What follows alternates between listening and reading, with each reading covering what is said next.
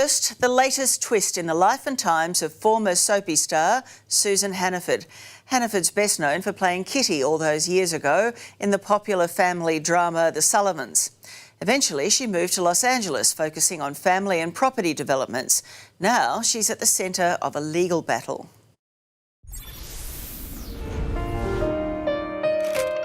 "40 years on, The Sullivans is still high drama. I'm extremely angry. I'm furious. She was the meek and mild little Kitty in the much-loved series. Say I'm sorry. Oh, it's not necessary to apologise to me, Kitty. The niceties are over. It's just decimated our family. I mean, I can't even put into words how devastating something like this is to my family and me. All these decades on, 67-year-old Susan Hannaford is, well, all grown up and on the warpath.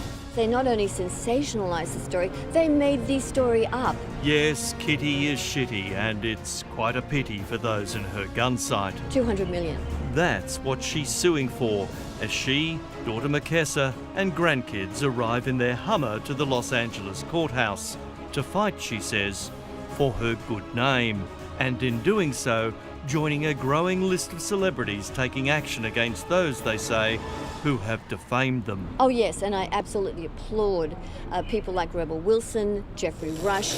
Ta-da! The enormously popular Sullivans centred on a middle-class Melbourne family dealing with the effects of the Second World War.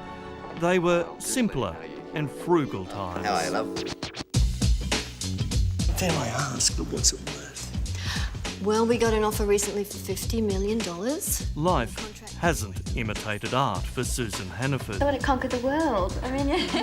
In real life, Susan was never too shy, or too red-haired for that matter.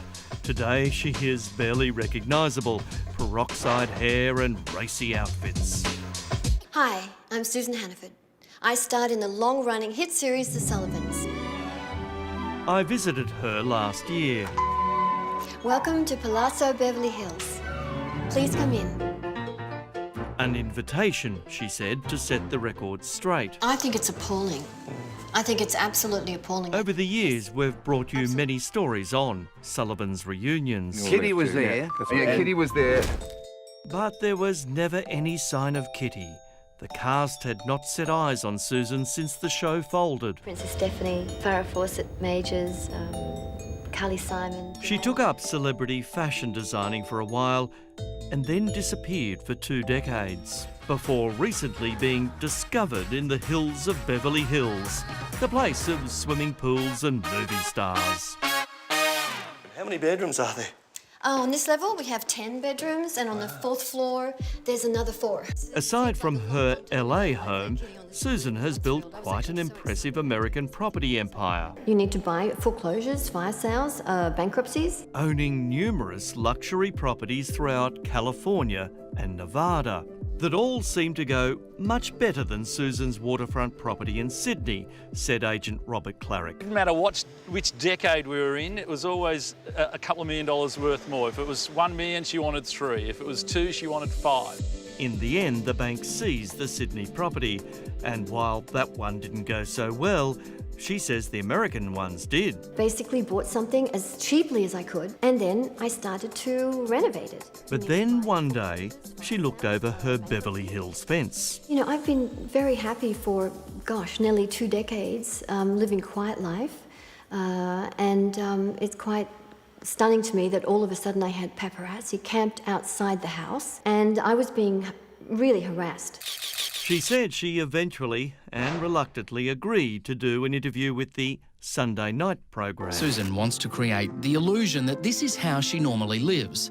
She's lured these people to her home under the guise of being a Hollywood celebrity. And I had no idea any of those people were coming. She says it was all set up by the program and furnished the show's schedule, dictating everything from the lunch to the piano player. But, she claims, the worst aspect was that it was made out her US property dealings were allegedly shonky. When the story finally aired, she was in disbelief. Loaned her $3.72 million. I felt like I was in an alternate reality. The questions that were asked of me, they were not my answers.